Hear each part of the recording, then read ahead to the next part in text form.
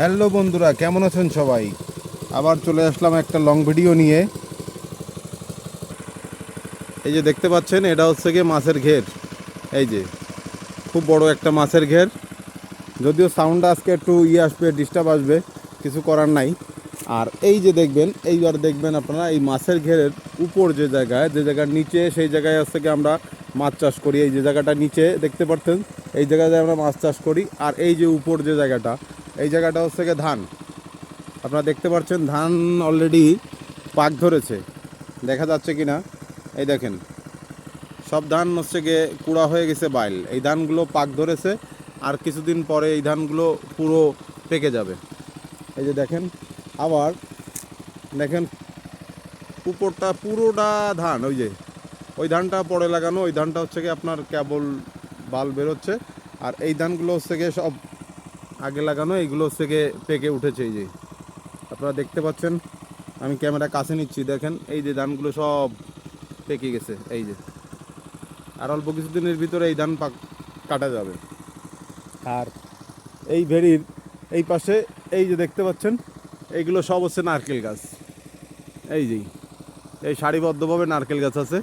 তার মানে এই একটা ভেড়িতে আপনি কত রকম ফসল এই একটা ভেড়ি দিয়ে করা যায় আপনি বুঝতে পারতেছেন। ওই পাশে আবার কলা গাছও লাগানো আছে। হ্যাঁ, তার মানে এই যে জলের ভিতরে হচ্ছে কি আপনার মাছের চাষ করতেছে। আবার উপর যে জায়গাটা, এই জায়গাটা বর্ষাকালে তোলা যায়। আর যখন হচ্ছে কি শীতকালের দিন শুকনো থাকে, এই সময় হচ্ছে কি ধানের চাষ করা হয়। এই জায়গায় তখন হচ্ছে কি ধান লাগানো হয়। এই যে দেখেন, এই যে উপরটা, এই উপরটা হচ্ছে কি বর্ষাকালে তলিয়ে যাবে, তখন মাছ উপরেও থাকবে।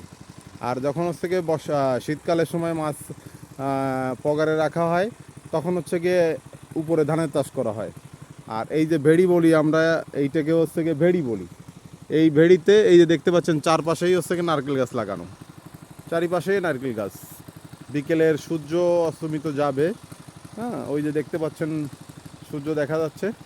এই ভেড়ির চারিপাশে হচ্ছে গিয়ে নারকেল গাছ, সারিবদ্ধভাবে নারকেল গাছ লাগানো। আর আজকাল নারকেলের কী দাম সে তো সবাই জানেন। একটা নারকেল কিনতে গেলে, শুকনো নারকেল কিনতে গেলে প্রায় 120 টাকা থেকে 30 টাকা লাগে।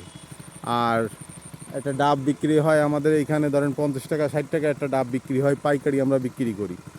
হ্যাঁ, তাহলে একটা ভেড়ি থেকে আমরা কত রকম ইনকাম করতেছি। ভেড়ির উপরে নারকেল গাছ লাগাচ্ছি, তার পাশে কলা গাছ লাগাচ্ছি।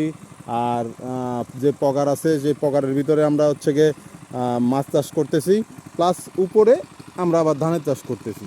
একটা ভেড়িতে একেবারে আপনার 3-4 রকমের ফসল আমরা করতেছি। আবার যাদের ভেড়ির উপরে নারকেল গাছ নাই, তারা হচ্ছে গিয়ে আপনার আবার গাছ, ধরেন শীতের সময় শীতের ফসলগুলো লাগাচ্ছে, আবার বর্ষাকালে বর্ষাকালীন ফসলগুলো লাগাচ্ছে। এইভাবে ভেড়িতে কলাম সব ধরনের ফসল আমরা লাগিয়ে থাকি। যাই হোক, ভিডিওটা আর বড় করব না। আপনারা সবাই ভালো থাকবেন, ভিডিওটা সম্পূর্ণ দেখবেন। ভালো লাগলে লাইক কমেন্ট শেয়ার করবেন।